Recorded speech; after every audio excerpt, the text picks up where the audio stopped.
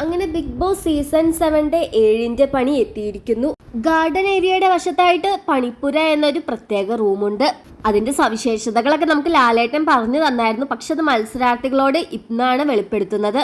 ക്യാപ്റ്റനാണ് നിയമപുസ്തകം വായിക്കുന്നത്. പണിപ്പുരയ്ക്ക് മാത്രമായിട്ട് കുറച്ച് നിയമപുസ്തകങ്ങളും അതിന് കുറച്ച് നിയമങ്ങളുമുണ്ട്.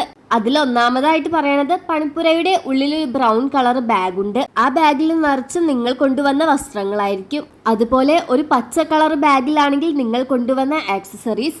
പിന്നെ ഒരു പിങ്ക് കളർ ബാഗ് ഉണ്ട്. അതിലാണ് ലക്ഷറി ഐറ്റംസ് ഉള്ളത്. ലക്ഷറി ബഡ്ജറ്റ് ഇല്ല, സാധാ റേഷൻ മാത്രമേ കിട്ടുള്ളൂ.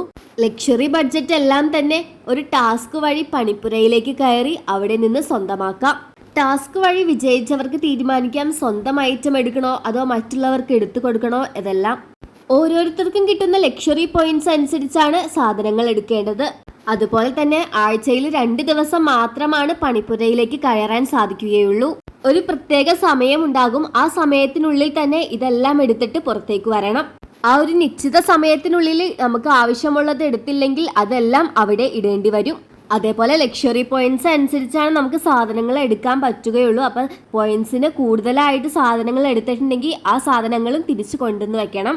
അതുപോലെ സാധനങ്ങൾ എടുത്ത് പുറത്തിറങ്ങി വരുമ്പോൾ പുറത്ത് 2 ബക്കറ്റ് വെച്ചിട്ടുണ്ടാവും, പേഴ്സണൽ ആൻഡ് ജനറൽ. നമ്മുടെ സ്വന്തം ആവശ്യത്തിന് വേണ്ടി എടുത്തിട്ടുള്ള സാധനങ്ങളാണെങ്കിൽ പേഴ്സണൽ എന്നുള്ള ബക്കറ്റിൽ ഇടണം.